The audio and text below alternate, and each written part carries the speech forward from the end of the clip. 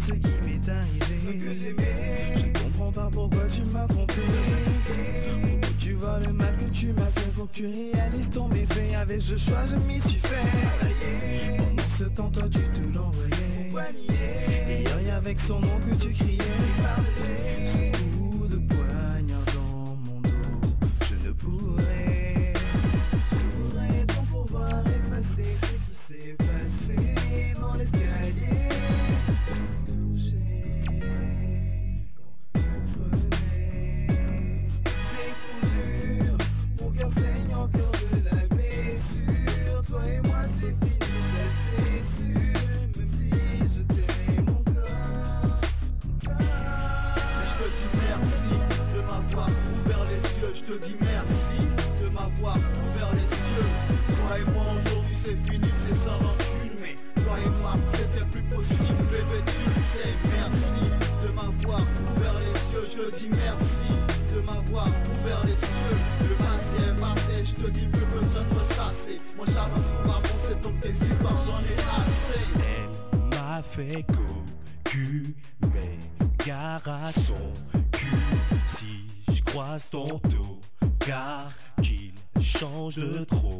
Toi, j'ai la rage, tout le quartier se moque de moi en beauté. Je les entends déjà rire et se taper des délires. Je suis vert qu'il est posé, c'est sale main sur mon bébé. Il se pavane en criant qu'il a baisé en riant. Il était pas ça, mais tu connais que mon appel de baiser c'est trop. Ah man. Hey,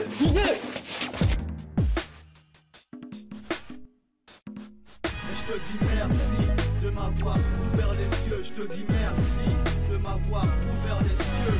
Toi et moi aujourd'hui c'est fini, c'est sans rancune. Mais toi et moi c'était plus possible. Bébé tu le sais, merci de m'avoir ouvert les yeux. Je te dis merci de m'avoir ouvert les yeux. Le passé est passé, je te dis plus besoin de ressasser. Moi j'avance pour avancer donc tes histoires j'en ai assez. Qu'elle m'a fait mal, que je me sentirais fébrile. Mais bébé, je suis un vrai mal, pas besoin de rhino fébrile. Et j'ai trop de jack, trop de petites que je blague. Bye bye, si tu me largues, je me trouverai d'autres blagues. À ta santé, je vois ma flamme. Car je suis un player, le meilleur des mouilleurs, de maillots, des maillas. Des fonds, des fines et des forts, des fans et j'ai faille. Et ça me dit pas grand chose que tu quittes, car ça me dit soir ma chose. C'est un feat avec ta meilleure amie. On jouait pas Korami, bande sonore, elle mérite très bien un Grammy. Amina, Anita, Sandra, mais tiens j'oublie Aretha. Tellement de copines que j'ai putain faut que j'arrête. Faut pas fâcher je sais que je déconne, mais l'ego vous êtes tout des cannes. Et toi vraiment t'es qu'une conne. La femme que j'aime, y'en a qu'une et elle est fanée. En attendant je consomme les autres comme du poisson pané. Je te dis merci de m'avoir ouvert les yeux. Je te dis merci de m'avoir ouvert les yeux. Toi et moi aujourd'hui c'est fini, c'est sans rancune. Mais toi et moi c'était plus possible. Bébé tu le sais, merci de m'avoir ouvert les yeux. Je te dis merci de m'avoir ouvert les yeux. Le passé est passé, je te dis plus besoin de ressasser. Moi j'avance pour avancer donc tes histoires j'en ai assez. Merci de m'avoir ouvert les yeux. Je te dis merci de m'avoir ouvert les yeux. Toi et moi aujourd'hui c'est fini, c'est sans rancune. Mais toi et moi c'était plus possible. Bébé tu le sais. Salut, bonsoir tout le monde. Alors, bienvenue sur notre nouvel épisode de notre podcast Les Coulisses. Bienvenue sur Dalaïka Media, tout simplement. Nous recevons aujourd'hui un grand talent, oui, parce qu'un CV très long, impressionnant. En 1982, le jeune homme naît à Cotonou. Les hip-hop béninois ne savaient pas qu'il allait recevoir un de ces baobabs. Membre du groupe Private Club, il collabore avec plusieurs artistes. Il se trouve tout de suite cette volonté de découvrir l'autre facette, d'être derrière les commandes, de diriger, de produire. On l'appelle Samsid ou bien Fogod, pour ceux qui l'ont côtoyé. Mesdames, Messieurs, nous recevons Samuel Tigbo de son vrai nom à l'état civil. Bonjour Samuel. Bonjour Nasty Dastam, comment tu vas? Merci de m'accueillir ici. Mais je vais bien et toi? Mon frère, c'est un plaisir. Plaisir totalement partagé. Alors, donc, je disais, l'aventure commence au collège catholique Père Aupier. C'est bien ça? Oui, c'est bien ça.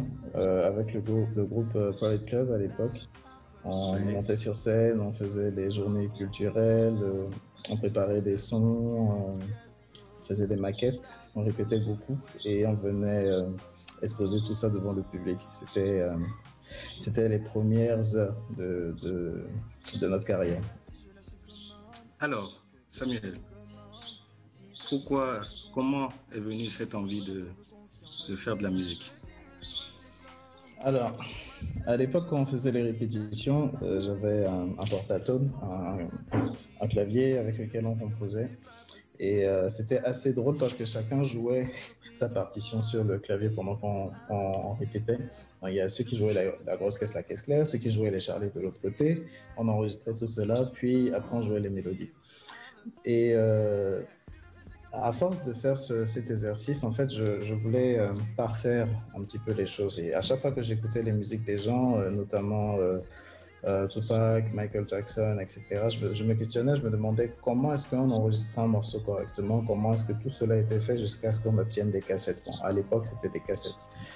Et donc, c'est parti de là, c'est parti de cette ambition de comprendre comment se faisait la musique. Et un jour, j'ai atterri dans le studio de Stephan Johnson en compagnie de Enasty Dastorm, ici en présence, qui est en train de diriger cette émission.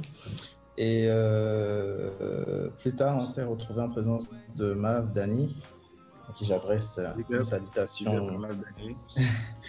Je regardais travailler Mav Dani, en fait, et tout de suite, je me suis dit, c'est ça que je veux faire. Parce que je voyais les tables de mixage, je voyais les câbles, je voyais les consoles, et je me disais, non, c'est ça que je veux faire toute ma vie.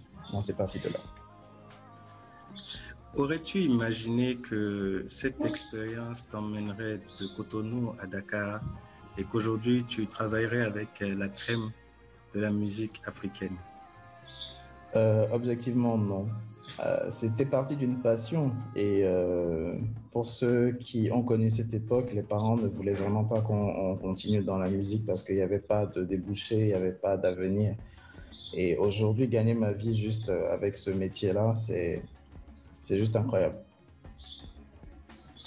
On rend grâce. Alors, on rend grâce, ouais. Samuel, tu as eu énormément de collaborations tout au long je dirais pas de ta carrière parce qu'elle n'est pas finie, tout au long de cette première partie de l'aventure. Alors, entre autres, il y a Zénab, il y a Dibi Dobo, il y a Private Club, il y a Diamant Noir, j'en passe. Ils sont nombreux, mais il y a surtout Dalaika, et c'est ça qui m'intéresse. Oui, à l'époque. La collaboration avec Dalaika s'est déroulée comment? Alors, la collaboration avec Dalaika à l'époque, c'était des frères d'armes, il faut le dire. On partageait les scènes ensemble, on travaillait ensemble, on avait même monté un collectif qui s'appelait Octopus Syndicate, où il y avait Duce, où il y avait la Consmav, il y avait Dalaika et il y avait Pride Club. Donc tous ensemble, quand on montait sur scène, c'était un déploiement de lyrics, de tests, de techniques. Chacun avait son style. Mais pour parler de Dalaika, il y a un morceau de Dalaika qui m'a toujours marqué jusqu'à aujourd'hui, c'est You Drive Me Crazy. Et d'ailleurs, il y a une version qui n'est jamais sortie. Et les gars, c'est pas bien ce que vous avez fait. Il y a une version de, oui, il faut le dire au public, il y a une version de You Drive Me Crazy qui était remarquable, qu'ils ont remixé et qu'ils ont sorti. Mais la version qui était la version originale, non. Bref, une anecdote. Donc voilà, c'était des frères d'armes et moi j'appréciais beaucoup leur couleur jusqu'au jour où voilà, on n'entend plus parler de ni Pride Club ni de Dalaika. Mais faut quand même replanter le décor parce que tout le monde n'a pas les références de cette période. On est tous issus du collège au pied pour la majorité parce que c'est là-bas qu'on s'est rencontrés. Toi et moi, on se connaissait bien avant parce que vivant dans le même quartier, les parents se connaissaient. Donc, c'est une amitié de longue date avant de faire chemin ensemble dans la musique. En effet. Si tu te souviens, au moment où nous sommes venus avec cette ferveur du hip-hop, il y avait je dirais, un schéma sur la place au Bénin qui faisait que tu avais, si je ne me trompe pas, Sapata Boys, RDS, oui. Et puis à un moment H2O qui naissait sur le coin là-bas. Et nous on avait cette envie quand même d'amener autre chose. Ouais, c'était ça. Et le premier challenge c'était de de réveiller un peu le public qui était dans notre collège, qui était l'un des plus réputés de Cotonou, mais qui comptait quand même un certain nombre d'élèves, qui faisait un public à qui, quand tu es bon, c'était pas gagné. C'est sûr. Et je veux quand même que tu racontes, toi, ton expérience par rapport à ça, comment Private Club s'est installé dans le paysage et quand même a été nominé meilleur groupe en 2008 au Bénin Golden Awards. Alors, faut le dire, en fait, on est tous, et je pense que j'ai gardé cette empreinte aujourd'hui, on était tous des perfectionnistes. Donc, on passait de longtemps à répéter, à écrire nos tests, à les parfaire, à travailler une sorte comment je peux appeler ça, d'alchimie ensemble, qui faisait que quand on montait sur scène, s'il y avait un problème, on savait comment gérer et comment faire en sorte que le public ne se rende pas compte qu'il y a un problème technique ou une panne. Parce que ça arrivait souvent, on monte sur scène, quelqu'un oublie un bout de test ou oublie de faire un appui. Il fallait que instinctivement on puisse pallier à ce problème-là. Donc en fait, on a misé énormément de temps à répéter. Et l'un des secrets, c'est que quand on commence un morceau, quand on répète, si l'un de nous fait une erreur, on reprend le morceau à zéro. Exactement. Donc, ça a permis de pouvoir asseoir une rigueur dans le travail qui s'est ressentie maintenant sur les prestations, parce qu'on a remarqué que le public aimait de plus en plus nos prestations, demandait à chaque fois pour les grandes écoles comme Notre-Dame des Apôtres, où lorsque un artiste passait sur cette scène-là, c'était pas... Enfin, le public l'école Notre-Dame avait cette rigueur de ne vouloir que les artistes les meilleurs. Donc, si tu passais à Notre-Dame à l'époque, c'est que vraiment tu étais qualifié. Ouais. À un tel point que même des artistes confirmés voulaient venir faire les prestations à Notre-Dame. Et donc, on s'est retrouvés sur ces scènes-là. Et au pied, était aussi intransigeant avec les artistes. Déjà parce que la tranche d'heure qu'on laissait pour les journées culturelles était assez restreinte et il fallait rentrer les meilleurs artistes à ce moment-là. En plus des artistes externes, donc Hardy passait souvent. Je me rappelle aussi je ne sais pas si tu te rappelles de Fouza. Yeah. Ça, c'était l'une des prestations justement qui m'avait marqué à l'époque et qui m'avait donné l'envie de chanter, mais vraiment de mieux chanter.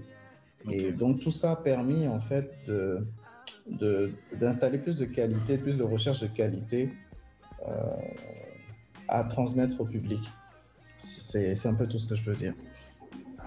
Ben, j'aime bien ce que tu dis parce qu'on a reçu Giovanni sur cette même émission qui avait quand même loué le fait que tu étais un perfectionniste et que les débuts de Full Fire, ils étaient, voilà, en studio, ils en bavaient parce que tu voulais que ce soit parfait et que cette exigence-là leur a permis, eux, d'avoir le bon tremplin pour la suite. Donc, il était vraiment reconnaissant par rapport à l'expérience qu'il a eue avec toi.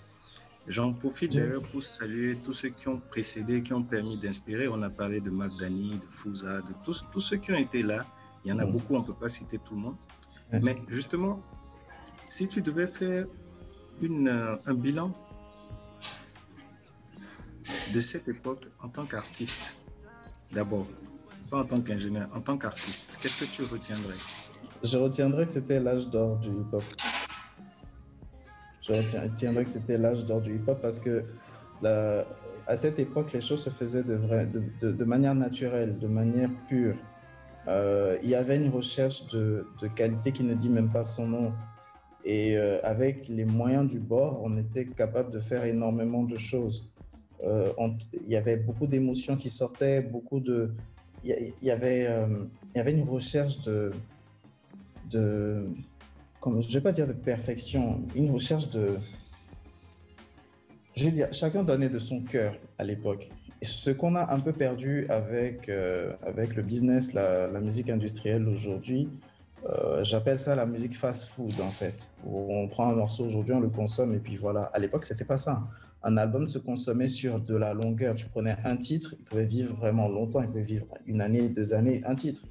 Et ça faisait que on recherchait quand même enfin, on cherchait le maximum à exploiter du titre avant d'en sortir un deuxième. Et donc, pour moi, c'était vraiment l'âge d'or. Il y avait des battles, il y avait une énergie que je ne retrouve pas aujourd'hui dans le paysage musical. Un morceau de Private Club qui t'aura le plus marqué? Je dirais You Got My. You Got My qui est parti d'une frustration. You Got My est sorti après le cimetière des clips qui passait sur Golf FM à l'époque. Et on nous reprochait justement de ne pas avoir des clips et des morceaux qualitatifs, malgré toute la peine qu'on se donnait. Et donc, on s'est dit, OK, vous voulez plus, vous en aurez plus. Et ce morceau est sorti de cette frustration-là, de vouloir donner plus encore. Et c'est en s'amusant que c'est sorti. Et après ça, justement, on a eu les mêmes félicitations des mêmes personnes qui, justement, critiquaient, disaient que voilà, c'est tout ce qu'ils attendaient de nous, qu'ils voulaient ce petit push-là, etc. C'est vrai qu'il y a eu à l'époque, oui, cette histoire de cimetière des clips qui a fait grand bruit, qui pour certains était justifié, pour d'autres non. Ouais, pour ma part, l'environnement et l'industrie n'existant pas réellement à l'époque où nous étions, il était très difficile parce qu'on n'était pas des professionnels. Si tu te rappelles, on faisait notre découverte au fur et à mesure. Comme on dit, c'est en forgeant qu'on devient forgeron. Ouais. Et c'est comme ça que nous, on s'est fait. Comme ça qu'on s'est fait. On a appris. Mais bon, tout ça, ce sont des expériences. Et je pense que Private Club a quand même bien relevé ce défi-là. Et on peut que vous tendre vraiment... C'est-à-dire mettre le chapeau bas et vous dire, ouais, félicitations pour ça. Merci beaucoup. Un mot pour tes gars de Private Club. Alors, mes sauces, vous me manquez beaucoup. On a gardé le contact, heureusement. Donc voilà, on se parle, on s'est même parlé dans la semaine. Mais voilà, chacun a pris la direction que la vie lui a donnée. Donc en tout cas, vous me manquez. J'espère vivement qu'on se reverra bientôt pour voilà, se refaire des séances de gros délire. Partager peut-être un peu la parole de Dieu. Et voilà, en tout cas, big up à vous, que Dieu vous bénisse. Alors, nous sommes friands d'anecdotes. D'anecdotes. À partager avec nous. Avec le Private Club. Alors, j'ai une anecdote qui... Ah, il y en a beaucoup. Oui, j'imagine. Alors, une anecdote, laisse-moi voir. Ok, j'en ai une sur Jojo STK. Il ne va pas apprécier. Un jour, on était en train de... Il nous avait invités à manger je ne me rappelle plus comment ça s'appelait. C'était dans la zone de la ville. On vendait des shawarma là-bas. Je ne sais pas si tu te rappelles comment ça s'appelait. C'était pas le roi du shawarma. C'était la boucherie, exactement, la boucherie libanaise. Et il nous avait invités à manger ce jour-là. Et il a donné cette recommandation au cuisinier. Il dit, lorsque mon shawarma est en train de terminer, ils sont en train de me regarder parce qu'il ne faut pas que ma bouche se refroidisse. Donc, il faut que tu envoies à la chaîne un deuxième shawarma parce que moi, j'en ai commandé 2. Donc, le deuxième shawarma doit venir pile poil au moment où le premier finit. Si ce n'est pas le cas, je ne paye pas. Mais on était morts de rire ce jour-là. On dit, Jojo, tu n'es pas sérieux. Voilà la première anecdote. Une autre anecdote beaucoup plus sérieuse. À l'époque, je n'écrivais pas de tests. C'était Jean Muriel qui écrivait mes tests. Jean Muriel qui est Sinoc.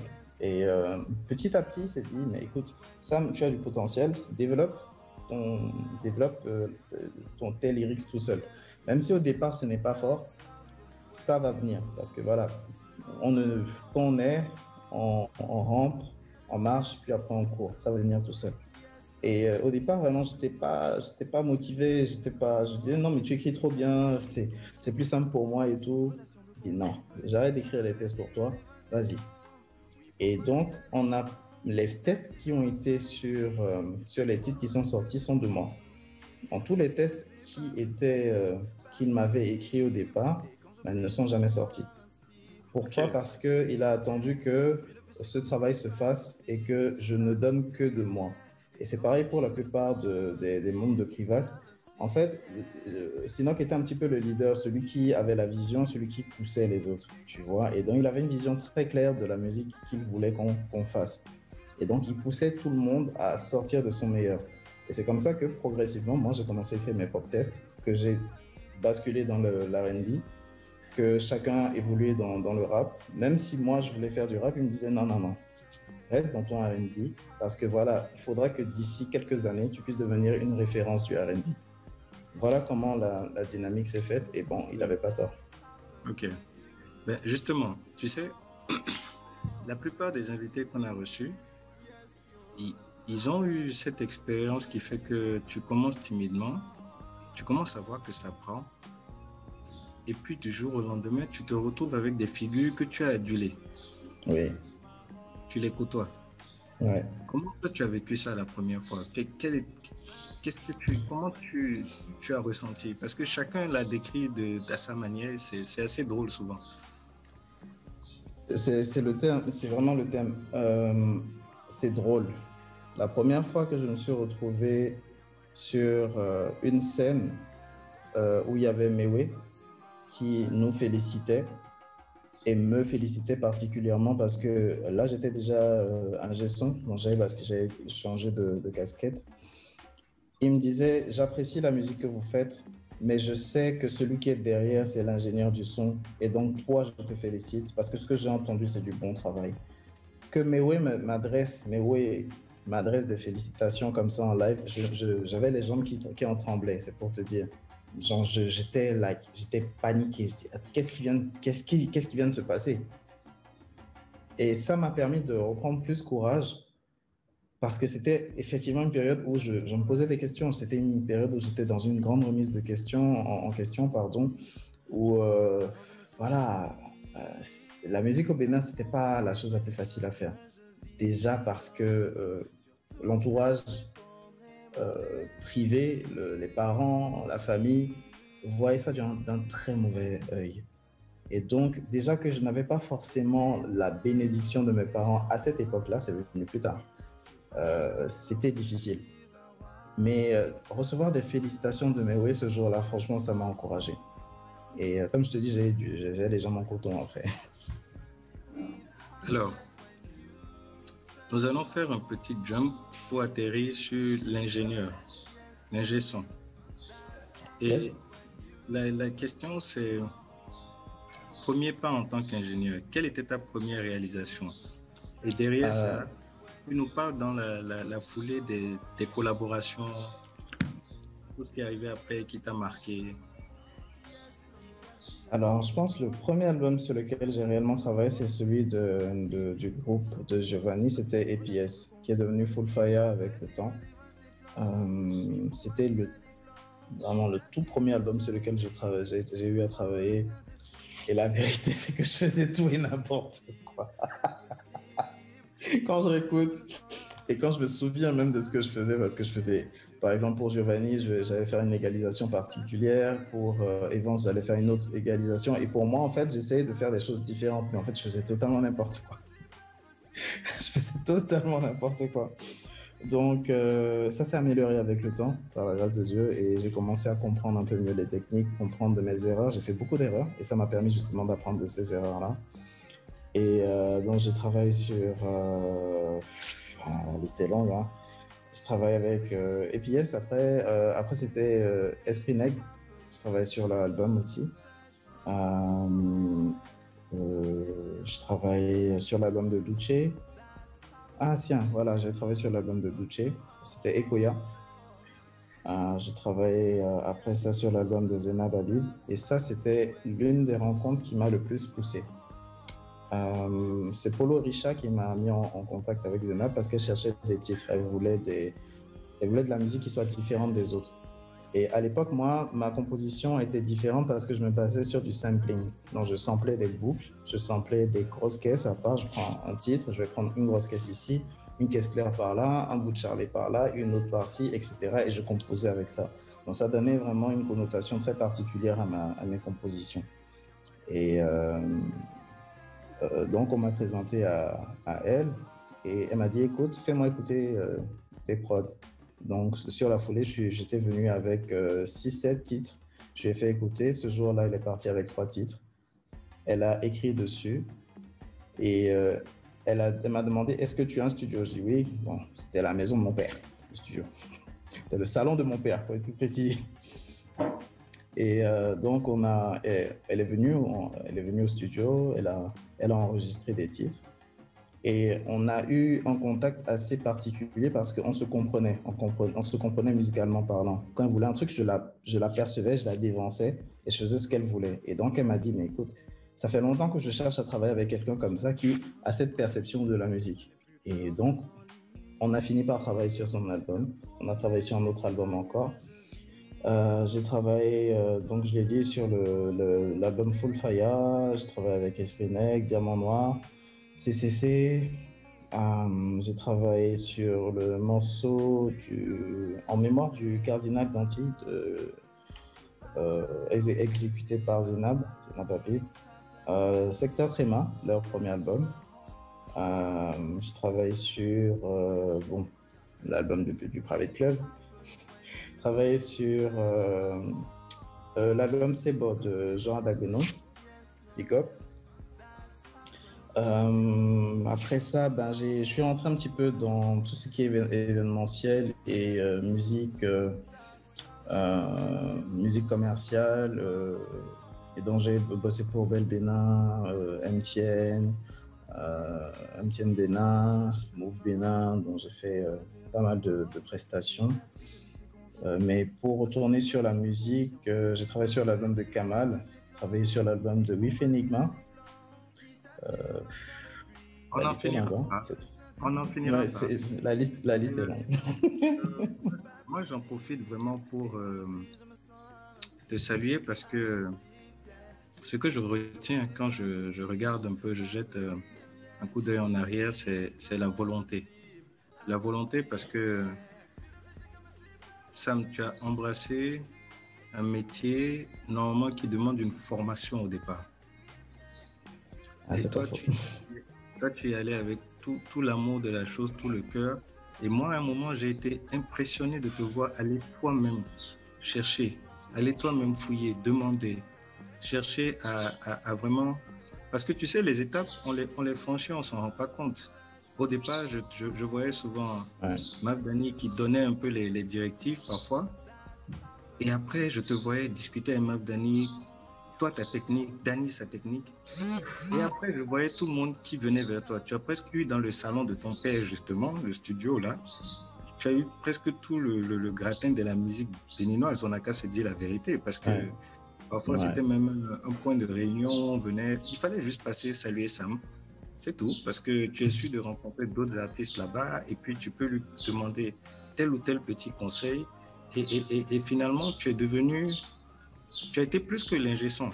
Parce que quand moi je regarde, tu as été plus que l'ingé son. À un moment, tu étais le manager, le coach, tu étais comment je vais dire, un peu le lien et tu aidais aussi des artistes à comprendre d'autres ou à mieux comprendre la musique qu'ils faisaient. Donc par rapport à ça, sans te jeter des fleurs, il faut rendre à César ce qui appartient à César. Et ça, c'est vraiment une pierre que tu as su poser au niveau de l'édifice de la musique béninoise. Merci beaucoup. Alors, merci beaucoup. Là, nous sommes restés pleinement au Bénin.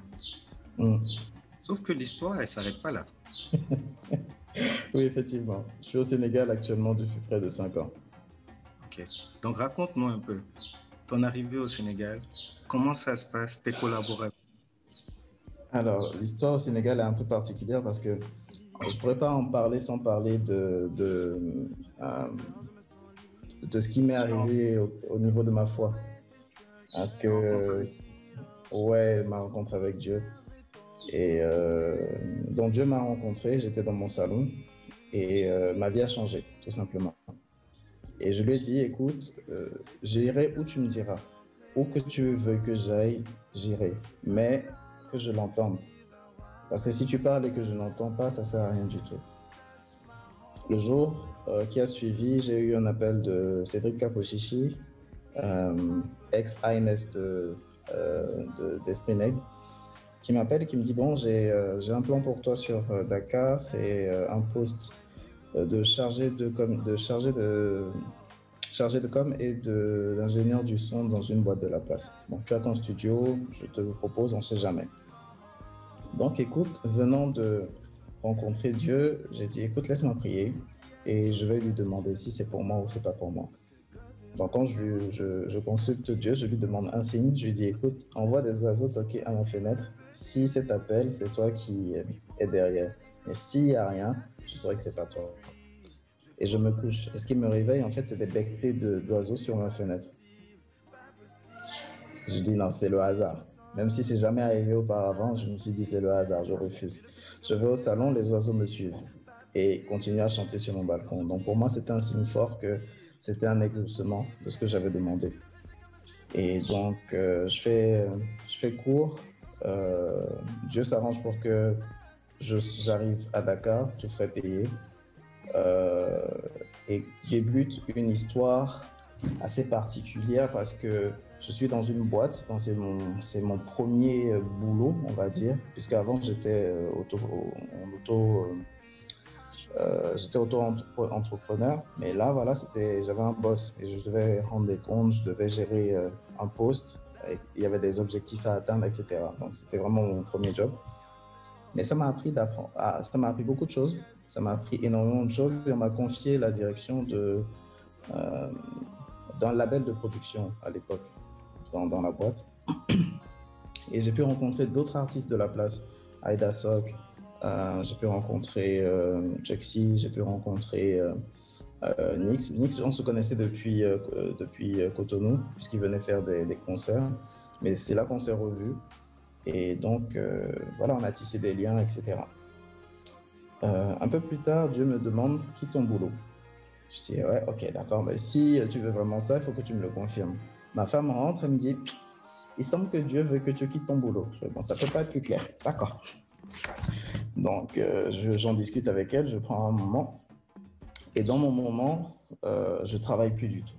Donc, je me consacre un bon moment, ça a duré un an et demi. Et au bout de ces un an et demi, j'ai dit à Dieu « mais écoute, permets-moi quand même de retourner bosser parce que j'ai envie de bosser, j'ai vraiment envie de faire des choses. » Et la première personne à me contacter après ce temps de retraite, c'était Daradji. Donc Daradji me contacte comme ça. Sam, on a entendu parler de toi. Attends. Il faut qu'on explique bien aux auditeurs. Parce que Daradji, pour moi, c'est le summum en matière de hip-hop au Sénégal. Certaines générations ne seront pas d'accord, mais nous... on sait. On a connu PBS, oui, qui nous a beaucoup inspiré, mais Daradji, pour nous, à un moment, c'était la référence et ça nous a beaucoup motivés. Grave.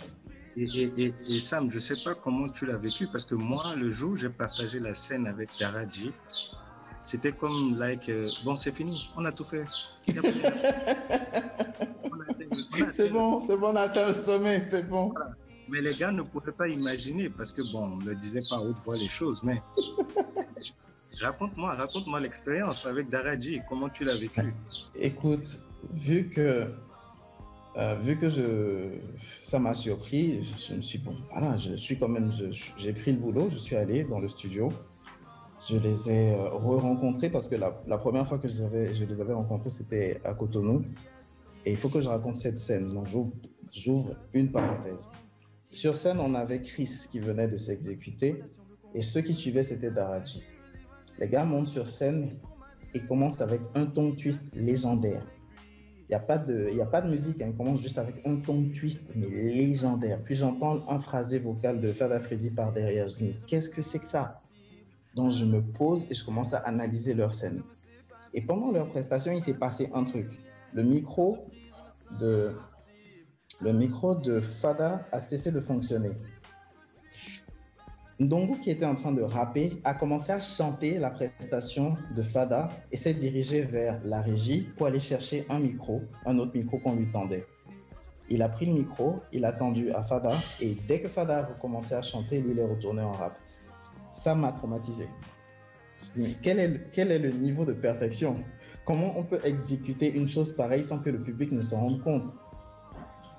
Et donc ça, c'était déjà à l'époque. Donc maintenant, me voilà avec ces gens en studio qui me confient leurs morceaux. Je dis, mec, tu peux pas faire n'importe quoi avec le morceau des gens. Mais voilà, j'ai quand même acquis beaucoup d'expérience. Et donc, quand j'écoutais leur musique, c'était facile à mixer. Donc j'écoutais, j'arrangeais ce que j'avais à arranger, je faisais des propositions. Et comme tu le dis, en fait, à chaque fois que je travaille sur un projet, je ne m'empêche pas je me limite pas à faire que mon boulot. J'essaie d'apporter ce que je ressens à l'intérieur et voilà, donc je partage, je dis voilà, je propose qu'on fasse ceci, je propose qu'on fasse cela, je propose qu'on mette un delay ici, je propose qu'on fasse cela. Est-ce que tu veux pas harmoniser ceci? Donc, je me suis permis de faire ces suggestions qu'il a super bien accueillies, Fada. Et donc, le morceau dont je suis en train de parler, c'est Diamono, qui est sur leur album actuellement, enfin, et qui sont en train de faire la promotion. Et donc, le morceau a pris une tournure après le mixage, ils étaient très satisfaits. Donc, j'ai mixé un deuxième titre. Et juste après ça, j'étais au studio 40 Tabac, c'est là-bas qu'on travaillait. Donc, Fred m'a proposé de travailler là-bas, voilà, s'il avait des mix, de me les confier. Et donc, j'ai travaillé sur certains titres, comme ça. J'ai travaillé sur un album. J'ai commencé à avoir des demandes, j'ai commencé à avoir des consultations. J'ai eu Homme the Dollar qui m'a consulté pour son premier album. Donc, j'ai fait le premier album de Homme the Dollar. J'ai eu Deep qui m'a consulté. J'ai travaillé sur les titres de Deep. Salut, qui est sur la place. Effectivement, il est en train de faire une percée légendaire aussi. Il faut le noter. J'ai travaillé avec Aïda Sok, on a travaillé sur son projet. Comment s'appelait le projet d'Aïda?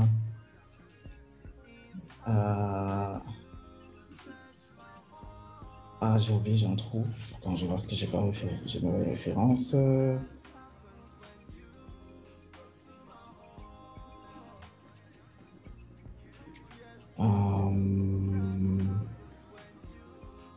Bon, je reviendrai plus tard. J'ai oublié le titre du projet.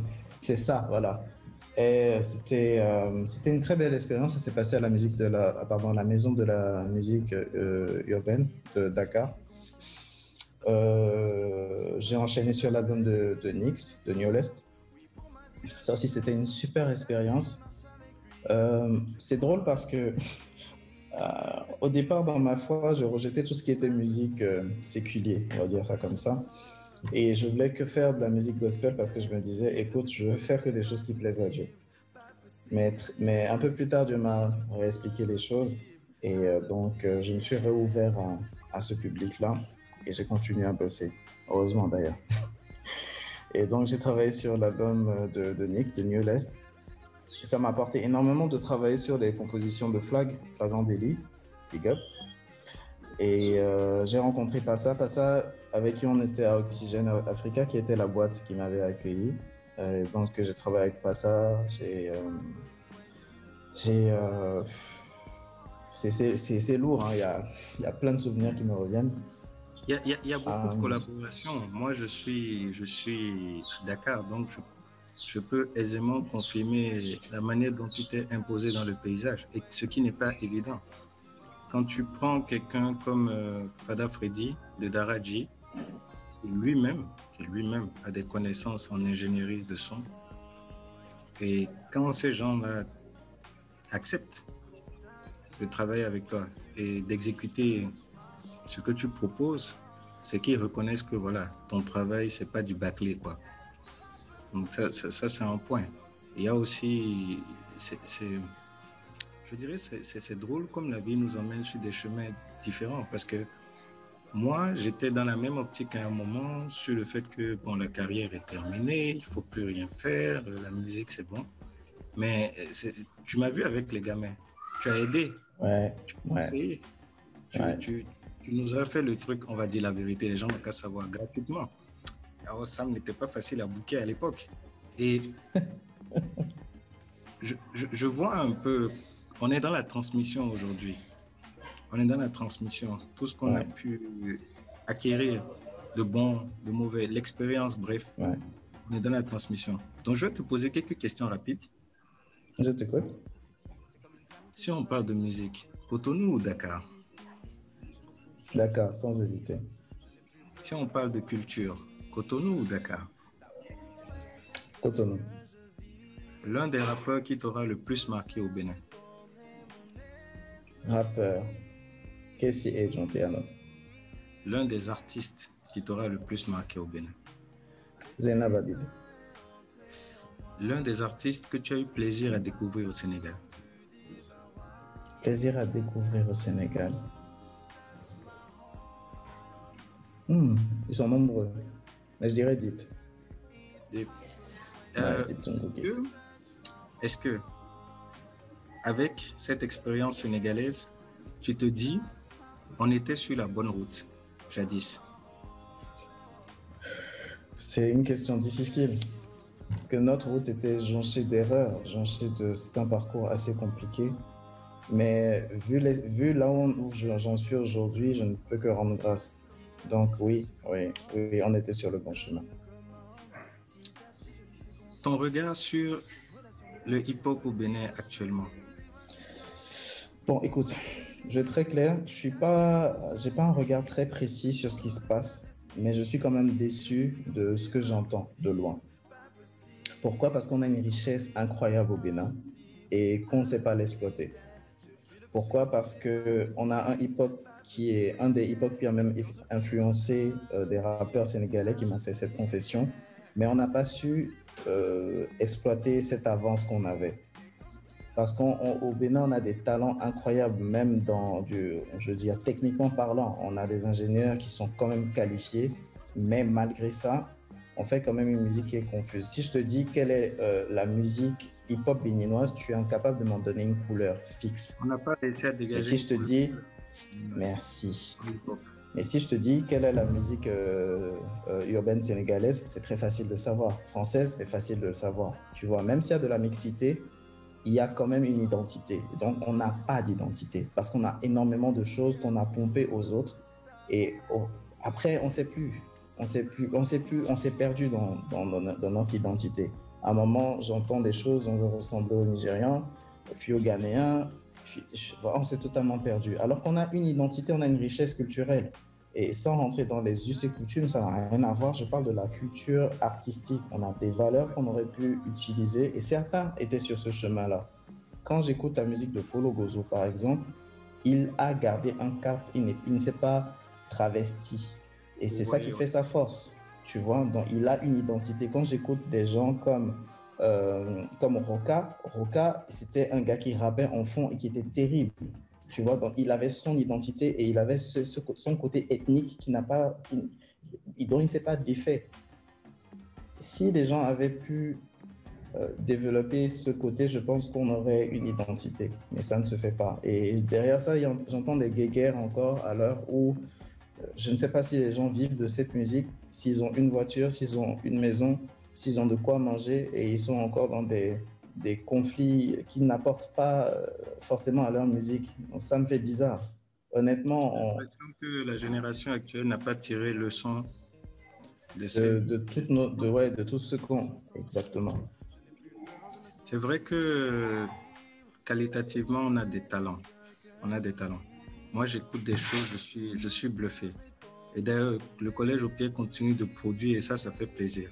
Ah ouais? Oui. Derrière ça, comme tu dis, est-ce que tu n'as pas l'impression qu'en réalité, on n'a pas évolué? Et c'est un peu ce que j'essaie de dire. La musique que j'ai écoutée à l'époque, voilà, c'est la même aujourd'hui que j'écoute. Et je veux dire même pire, parce qu'avant, on avait du R&B. Et il y avait un pôle R&B qui faisait peur aux gens à l'extérieur, qui a disparu. Est-ce que tu as fait le constat comme quoi les artistes béninois sont plus, comment dire, nul n'est prophète chez soi, mais ils sont plus validés par des publics extérieurs que leur propre public? C'est vrai, c'est totalement vrai. C'est totalement vrai. Alors Sid, bon, je t'appelle Sid, je me permets, même si j'avais promis de ne pas le faire. Nous allons faire une petite pause musicale et puis sur notre deuxième partie, nous allons aborder d'autres thématiques. Je te remercie. On reste en ligne. Merci à toi.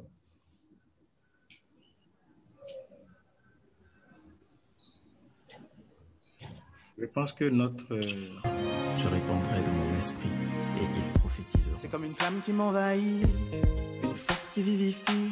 Je me sens bien, je me sens vivre. Je n'ai plus peur, je me sens libre.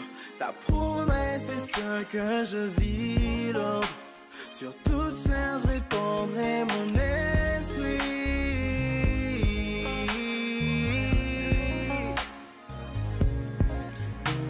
L'Esprit Saint est entré en moi. Je parle la langue du divin roi. It happens when you touch my heart.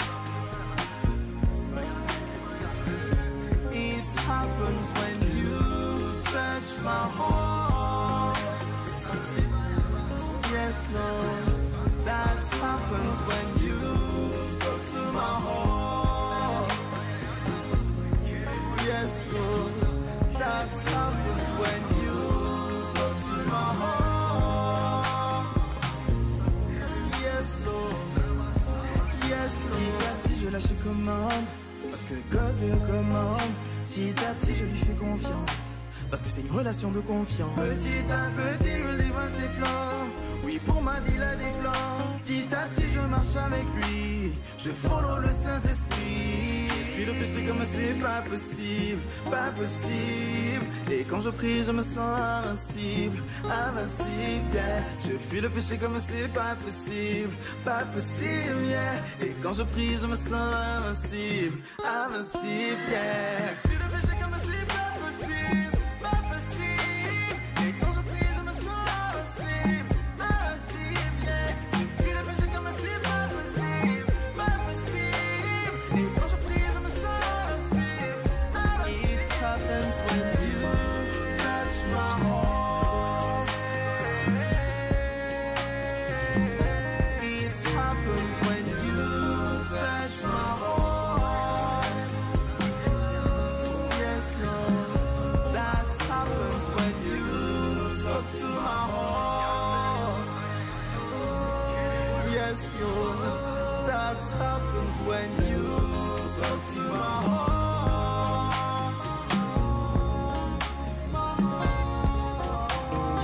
You touch my heart.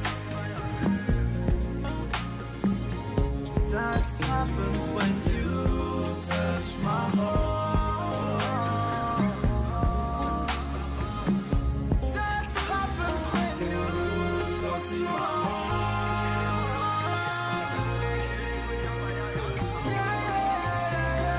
You talk to my heart. Alors, ça nous permet de revenir un peu sur ta relation à Dieu. Mm. Quelle est la place de Dieu aujourd'hui dans ta vie? Central. Dieu au centre de ma vie. Je pense que pour tout un chacun de nous, en fait, Dieu devrait être au centre de nos vies, devrait être la première personne qu'on consulte dès le matin, la personne à qui on pense en journée, avec qui on entretient une relation, personne à qui on demande conseil lorsqu'on a besoin de faire un pas, de faire un business, de prendre une décision importante, de se marier, etc. Voilà. Donc, oui, Dieu au centre de ma vie. Alors, Sam, tu as pu avoir une vision à plusieurs échelles et sous différents angles. Aujourd'hui, tu es un acteur culturel à part entière. L'industrie de la musique en Afrique. Qu'est-ce que tu peux en dire? Alors, il faut dire tout de suite que l'industrie de la musique est en train de se développer autour du streaming. Donc, et quand je parle de streaming, je ne parle pas que de YouTube. Parce que dès qu'on parle de streaming, la plupart des gens pensent YouTube. Non. Je parle des autres plateformes musicales qui sont là pour distribuer de la musique à grande échelle pour un petit forfait. Donc, c'est vraiment ça le streaming. C'est tout un catalogue qui est disponible au prix de normalement un son qu'on aurait pu acheter quelque part ou un CD ou voilà. De la musique qu'on aurait pu acheter à ce prix-là, on a tout un catalogue à la place.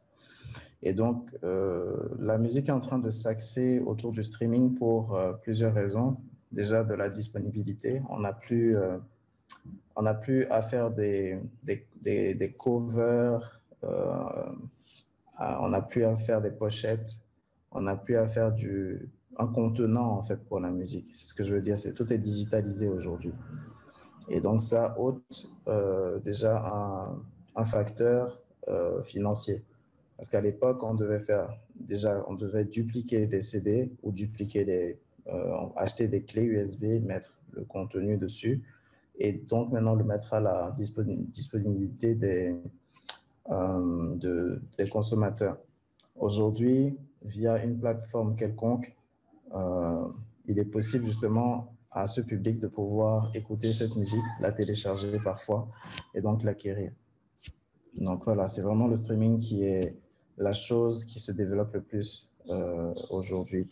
Si je veux donner mon avis maintenant sur la qualité de la musique, j'aurais un avis un peu plus acerbe parce qu'on a de la musique un peu moins qualitative. Tout ça parce que les outils de création sont à la disponibilité de tous. C'est une bonne chose, attention.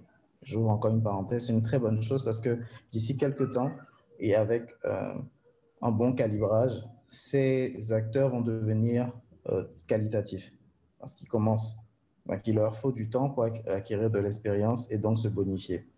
Mais ce qui se passe actuellement, c'est que cette musique qui, à l'époque, était filtrée, parce que je me rappelle, pour nous, à l'époque, quand notre son n'était pas bien mixé, par exemple, ça ne passait pas à la radio. Il y avait quand même un filtre qui faisait que certains sons ne passaient pas. Et quand certains sons étaient vraiment de très mauvaise qualité, ils ne passaient pas non plus. Et aujourd'hui, ces sons sont disponibles.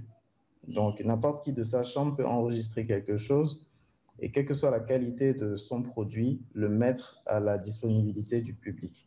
Donc, ça constitue un bémol. Et le plus gros bémol, c'est que ces sons qui ne sont pas qualitatifs deviennent des références.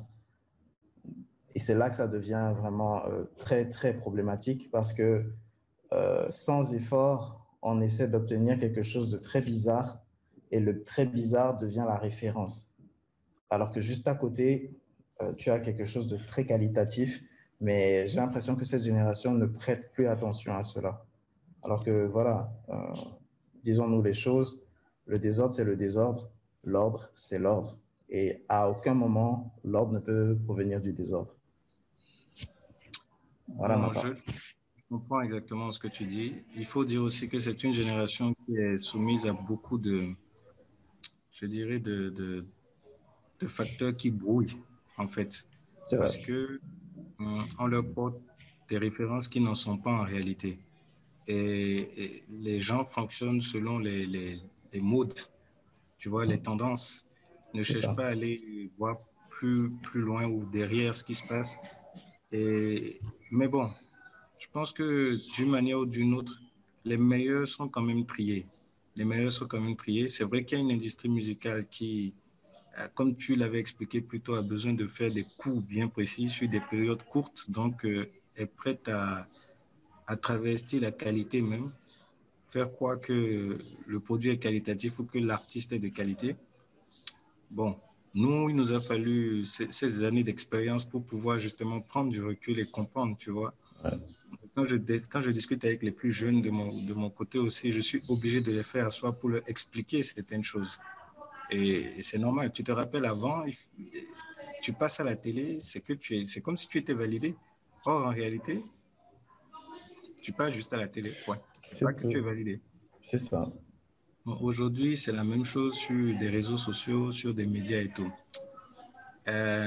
Alors, qu'est-ce que je voudrais dire, quels sont les pays qui, pour toi, aujourd'hui, lead au moins l'industrie musicale africaine? Côte d'Ivoire, Nigeria, euh, Sud-Afrique, euh, pour ne citer que ceux-là. Après, si je baisse un petit peu, un petit peu, je dirais maintenant, je dirais le Sénégal, je dirais le Togo. Le Togo se bat, mine de rien, parce que j'ai retrouvé sur la plupart des plateformes du contenu togolais qui est quand même qualitatif. Euh, voilà, je peux citer que ces pays-là. Je n'ai pas Alors, cité le Bénin. non, ça, j'ai bien compris. Alors, l'une de mes questions, c'est quel artiste, pas hip-hop, pas R&B, constitue pour toi, même si j'ai déjà eu une idée de la réponse que tu vas me donner, une référence de la musique béninoise à l'international? À l'international, je ne peux que citer Angélique Kidjo. Tu vois, je ne peux que citer Angélique Kidjo. Et même si je n'apprécie pas forcément tous ses titres, elle est arrivée à s'imposer en tant que diva. Elle a une musique qui est la sienne, elle est unique au monde. Et quand une Alicia Keys se baisse et dit tu es ma daronne, tu es ma tata dans la musique, enfin, tout est dit. Tu vois ce que je veux dire? Donc, je dis Alicia Keys, pardon, elle a su s'imposer par sa rigueur, par son travail, par sa musique. Ces musiques singulières, il y en a aucune autre qui ressemble à celle d'Angélique Kidjo au monde, tu vois. Et elle travaille sur ça comme, euh, je veux dire, il n'y a rien à dire. Il n'y a rien à dire à part, il y a la musique et il y a Angélique Kidjo. Je ne connais aucun autre artiste que je pourrais citer comme ça, malheureusement. Je cherche, mais je ne vois pas. Ok. Alors, j'étais plongé dans ce que tu disais, donc j'ai du mal à revenir. Mais je me concentre un peu. Voilà. Ce que je voulais te demander, c'est qu'est-ce que tu penses de l'initiative d'Alaïka Media? Alors, en fait, on devrait arrêter ça tout de suite. Ça sert strictement à rien, je rigole. C'est une très bonne initiative. Pourquoi? Parce que ça permet de pouvoir faire profiter à cette génération qui ignore certaines choses ou pour certaines personnes qui n'avaient pas ces informations à l'époque de pouvoir acquérir des informations. Et celui qui détient l'information détient le savoir.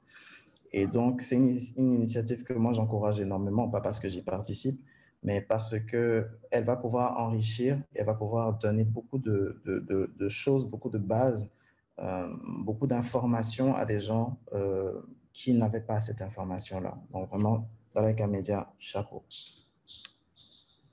Right. Alors, quels sont les projets que Sam a? Les projets. Bon, je suis en train de travailler sur des choses dont je ne peux pas parler pour le moment parce que c'est vraiment confidentiel. Les projets vont sortir plus tard et donc je pourrais me prononcer à ce moment-là. Mais il y a de l'activité. Oui, malgré le Covid, il y a de l'activité. Il y a de l'activité. Je continue à bosser avec certains artistes. Je développe les, euh, les consultations. Je fais du sound consulting qui est un service que j'ai développé durant le Covid et qui me permet de mettre ma compétence à la portée de tout le monde. On peut me consulter pour avoir des informations sur l'état de leur son.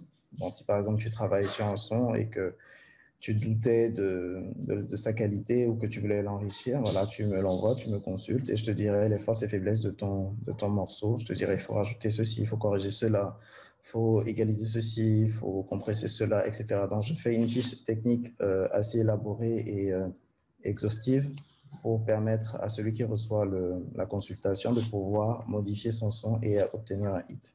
Donc, c'est ça le sound consulting. Alors, Je le fais, oui. Je tu as t'écoute. fini? Je t'en prie, vas-y. Un artiste, je dirais, montant, un espoir, un talent, au Sénégal, où tu veux, sur lequel tu es prêt à miser. En disant celui-là, on entendra parler de lui dans les années à venir.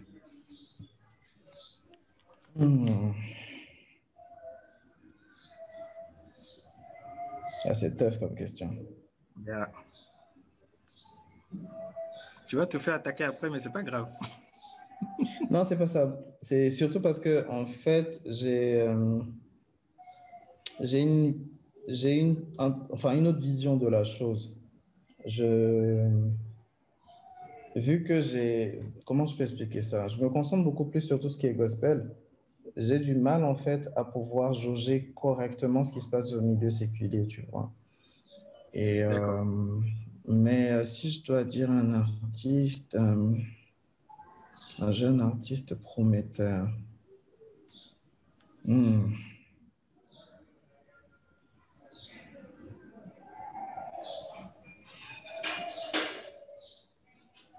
m'as envoyé dans les choux.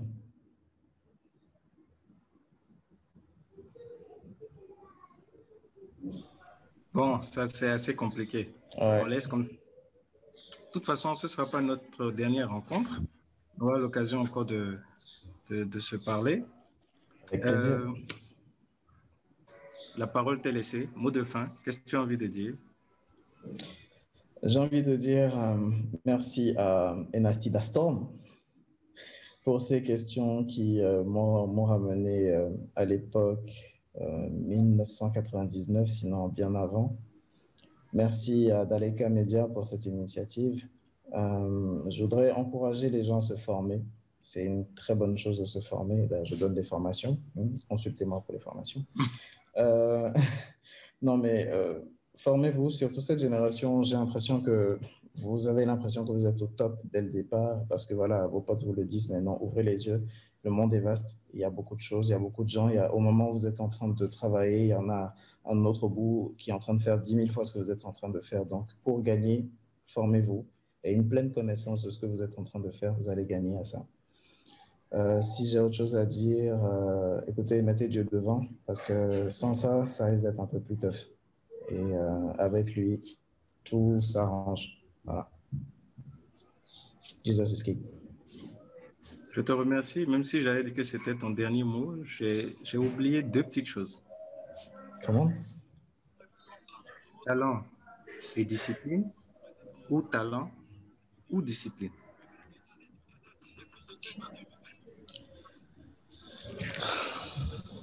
Talent ou discipline, ou talent et discipline. C'est bien ça la question? Non, c'est-à-dire pour l'artiste, pourquoi oui, ça fonctionne? Il faut du talent et de la discipline, ou il faut juste du talent, ou il faut juste de la discipline? Non, il faut les deux, forcément. Talent et discipline. Talent et discipline. Forcément. Année 2000 contre année 2020. Voyons. 2000. Ok. Sam, merci d'avoir participé à cette émission avec nous. Merci d'avoir partagé. Merci d'être rendu disponible et on se dit à très bientôt. Un coucou au passage à tous les membres de Private Club, où qu'ils soient, et à tous ceux qui ont travaillé sur cette émission. Merci. Je n'aurais jamais cru qu'un jour nous aurait pu enflammer. Yo, tous mes propos et tout mon ego me mettre dans le show, oui mais c'est go. Et tes propos pour alimenter mes pensées, mes FNT, AS, MSSS, les plus secrets malgré mes belles poses. Il faudra bien que je lui cause, j'ai peur de perdre ma cause. Il faut qu'elle sache que pour moi, elle est la plus belle des belles, celle qui me rend que pour elle, je ferai toute ma belle père négresses.